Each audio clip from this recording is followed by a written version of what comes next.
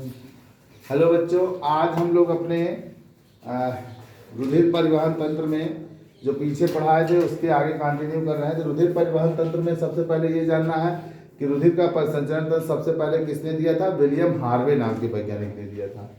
अब थोड़ा सा रुधिर के बारे में चर्चा करेंगे कि रुधिर क्या होता है। ब्लड यह एक तरल संयोजी ऊतक है जो जल से भारी, स्वाद में चिपचिपा क्या होता है? भारी, चिपचिपा, स्वाद में नमकीन, क्षारी ना नमकीन होता है। तो पीएच वैल्यू कितनी हो गई?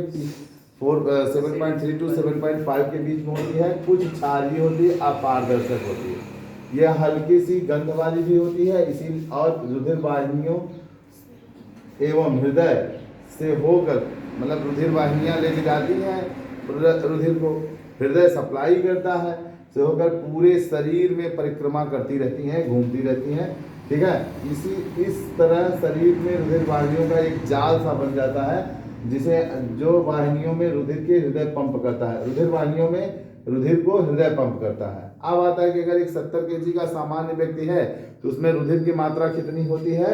5 से 6 लीटर। यह माना जाता है कि शरीर के वेट का 6-7% भाग ब्लड होता है। लेकिन अगर कोई 2 क्विंटल का है तो उसका 6-7% भाग ब्लड हो जाएगा, तो क्या 14-15 लीटर ब्लड हो जाएगा ना। 100 का 7% भी ले लीजिए, 100 का 7% तो 7 ही हुआ ना, 7 लीटर हुआ। तो 200 किलो का है तो 14 लीटर, और अगर 500 किलो का है तो 35 लीटर। ऐसा नहीं होता है, 500 लीटर ज़्यादा नहीं होता है। स्त्रियों में इसकी मात्रा पुरुषों से कम होती है। रुधिर का निर्माण भ्रूण के मेसोडर्म से प्रारंभ हो जाता है।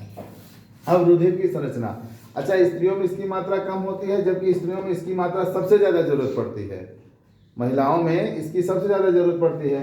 इसीलिए कहा जाता है कि महिलाओं को पालक की सब्जी खूब लोहे की कढ़ाई में बना के जाड़ा में दबा दबा के खाएं, क्योंकि पालक में क्या पाया जाता है? आयरन पाया जाता है। और आयरन की गोली खाया करिए। नहीं रोज खा सकते तो कम से कम 5-6 दिन पे, या 2 दिन 3 दिन पे एक गोली, या हफ्ते में भी एक गोली खा लें तो भी बहुत है।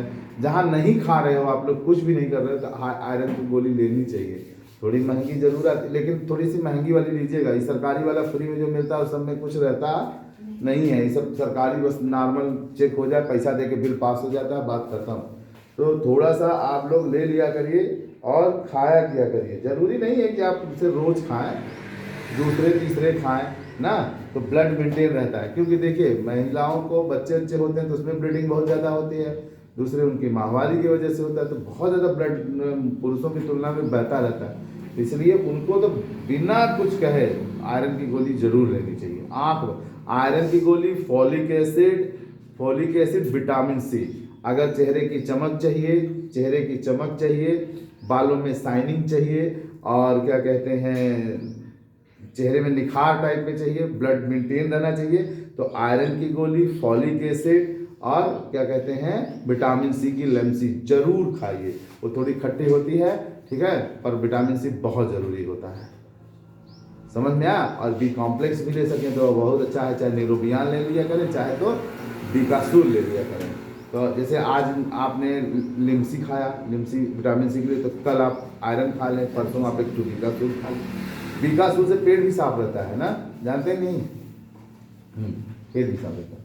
खैर, तो इतना कर लिया करिए, ठीक। महिलाओं के लिए विशेष होता है, क्योंकि महिलाएं, ठीक है ना, बड़ा स्पेशल चीज़ भगवान ने बनाया हमें। तो रुधिर का निर्माण कहाँ होता है? मेसोडर्म से ही शुरू हो जाता है। रुधिर की संरचना 2 भागों में बटी होती है, एक रुधिर प्लाज्मा और दूसरी होती है रुधिराण।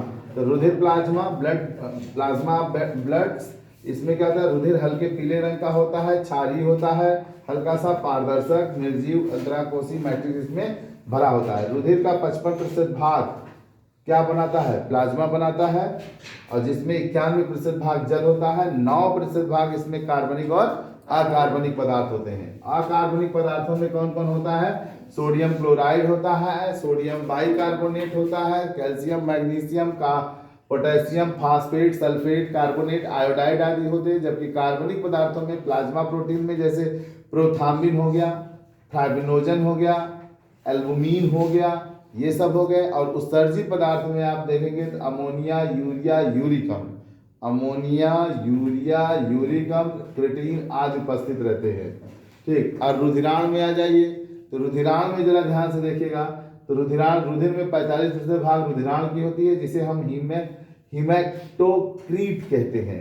रुधिराण के प्रकार लाल रुधिराण, श्वेत रुधिराण और प्लेटलेट्स। तो लाल रुधिराण को रेड ब्लड कॉर्पसेस कहते हैं, जिसे हम आरबीसी भी कहते हैं। श्वेत रुधिराण को हम लोग डब्ल्यूबीसी कहते हैं, व्हाइट ब्लड कॉर्पसेस। और प्लेटलेट्स थ्रोम्बोसाइट्स को प्लेटलेट या थ्रोम्बोसाइट्स कहते हैं। लाल रुधिराणियों की चर्चा हम लोग अगले पीरियड में करेंगे। आज के पीरियड में बस यहीं तक। धन्यवाद बच्चों। ठीक, इसे लाइक करिए, सब्सक्राइब करिए, दोस्तों को शेयर करिए। इतना मेहनत करके वीडियो बनाते हैं, आप लोग इस चैनल को प्रमोट करिए।